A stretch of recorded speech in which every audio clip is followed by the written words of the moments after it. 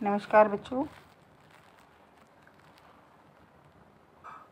हम सभी ने अपनी पिछली कक्षाओं में रक्त के विषय में पढ़ा और जाना कि रक्त हमारे लिए कितना महत्वपूर्ण है।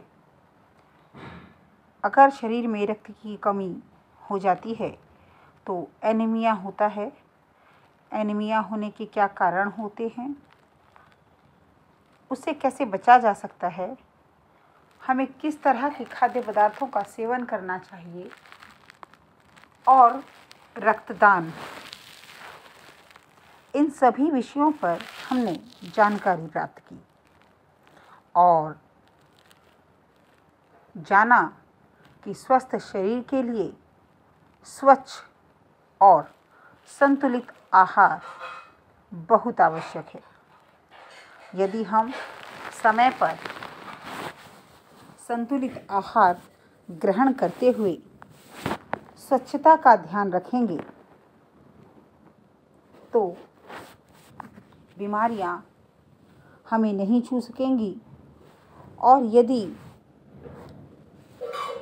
किसी भी कारण से हम बीमार हो भी जाते हैं तो हमारे पास रोग निरोधक क्षमता होगी, जिससे हम शीघ्र ही ठीक हो जाएंगे।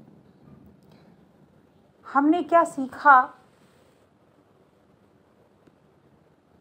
यह जानने के लिए कुछ प्रश्न आपके समक्ष हैं और उनके उत्तर भी। तो चलिए एक बार देखते हैं और उन प्रश्नों के उत्तर को समझते हैं। पहला प्रश्न है, रक्त के बहाव को रोकने के लिए क्या क्या करना चाहिए। रक्त का बहाव अर्थात जब किसी भी कारण से हमारे शरीर से रक्त बहना प्रारंभ हो जाए तो हम उसे कैसे रोकें। क्योंकि आपने पढ़ा था कि अगर आवश्यकता से अधिक रक्त शरीर से निकल जाता है तो स्थिति बहुत गंभीर हो जाती है। इसलिए तुरंत ही आवश्यक है कि हम बहते रक्त को रोकें। तो कैसे? रक्त के बहाव को रोकने के लिए उस स्थान पर एक साफ कपड़ा बांध देना चाहिए, क्योंकि दबाव पड़ने से रक्त का बहना कम हो जाता है और वह घायल व्यक्ति के लिए बहुत अधिक लाभप्रद या वरदान सिद्ध हो सकता है और उसके पश्चात तुरंत उसे डॉक्टर के पास ले जाकर उचित चिकित्सा करानी चाहिए। वैसे तो हमने जाना था कि हमारे शरीर में जो रक्त कण होते हैं वो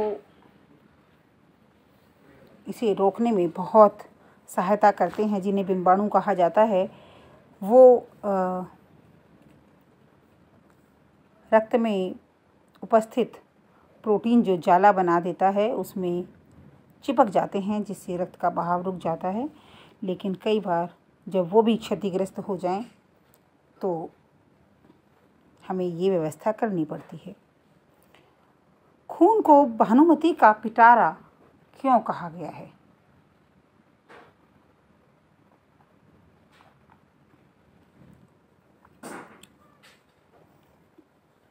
ऐसा माना जाता है कि भानुमति के पिटारे में सभी तरह की आवश्यक वस्तुएं होती थी और खून को भी भानुमति के पिटारे के रूप में देखा जाता है, माना जाता है। उसका कारण भी यही है कि अगर हम खून की एक बूंद को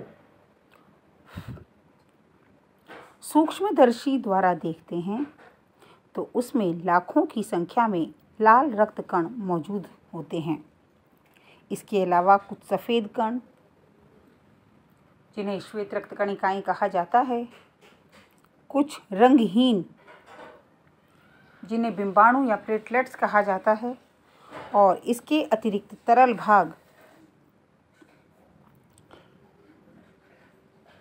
इन सारी विविधताओं के कारण खून को भानुमति का पिटारा कहा जाता है। तीसरा प्रश्न, एनीमिया से बचने के लिए क्या क्या खाना चाहिए?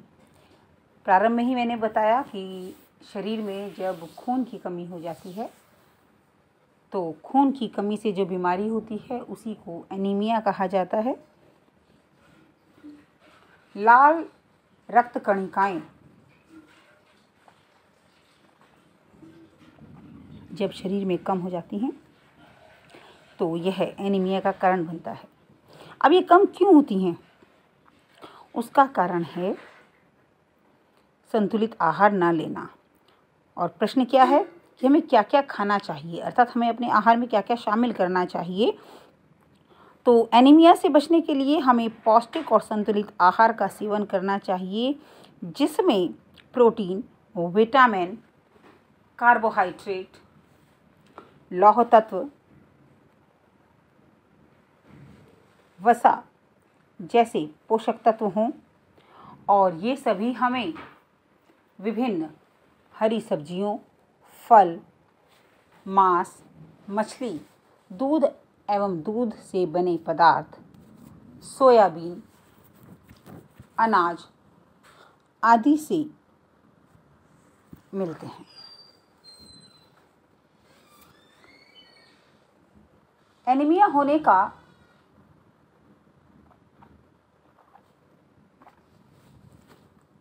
मुख्य कारण खून की कमी है, लेकिन साथ ही पेट में जो कीड़े होते हैं उन्हें भी एनीमिया का कारण कहा जाता है।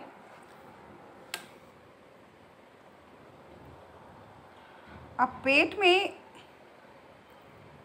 कीड़े क्यों हो जाते हैं और इनसे कैसे बचा जा सकता है, यह एक मुख्य प्रश्न है जिस पर न केवल विचार करना आवश्यक है बल्कि ध्यान देना भी आवश्यक है।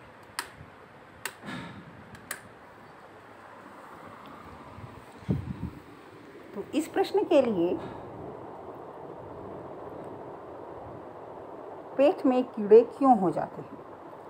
पेट में कीड़े दूषित खाने और दूषित पीने से, पानी पीने से या कोई भी ऐसी वस्तु पीने से जिसमें कीटाणु हो या जो दूषित हो, स्वच्छ ना हो, पेट में कीड़े हो जाते हैं।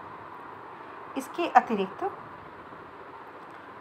कुछ कीटाणु ऐसे होते हैं जिनके अंडे जमीन की ऊपरी सतह पर होते हैं और उनमें से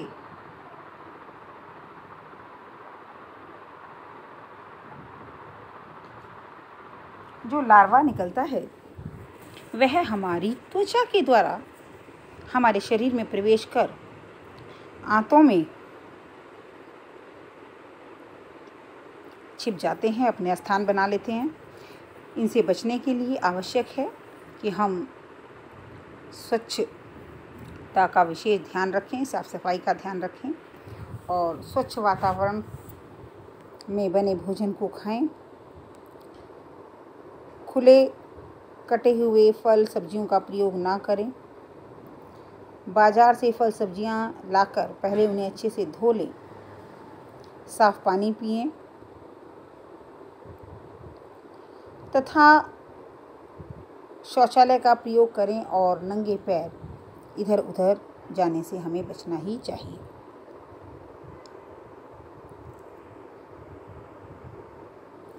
अगला प्रश्न, रक्त के सफ़ेद कणों को वीर सिपाही क्यों कहा जाता है?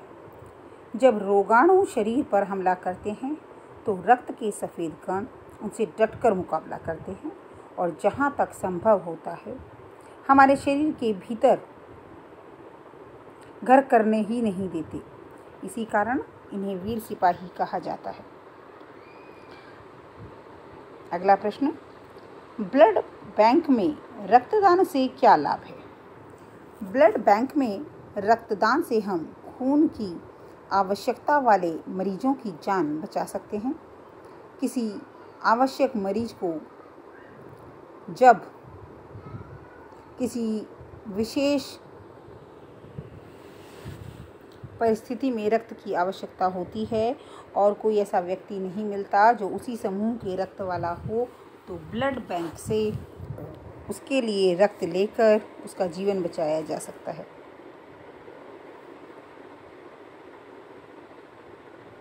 सांस लेने पर साफ हवा से ऑक्सीजन प्राप्त होती है।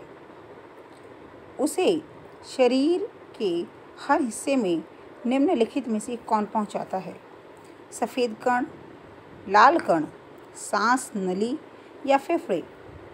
सांस लेने पर साफ हवा से जो ऑक्सीजन आती है उसे शरीर के हर हिस्से में रक्त कण पहुंचाते हैं।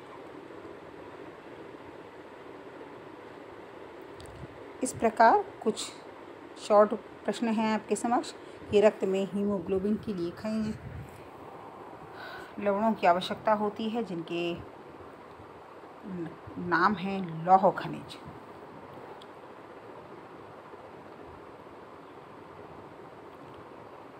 प्लेटलेट्स यानी कि बिंबाणु की कमी सबसे ज़्यादा किस बीमारी में होती है? डेंगू में।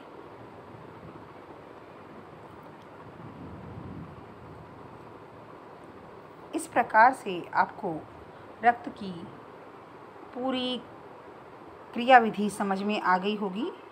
तो आप इन सभी प्रश्नों को अपनी उत्तर पुस्तिका में लिखेंगे और जांच के लिए भेजेंगे। धन्यवाद।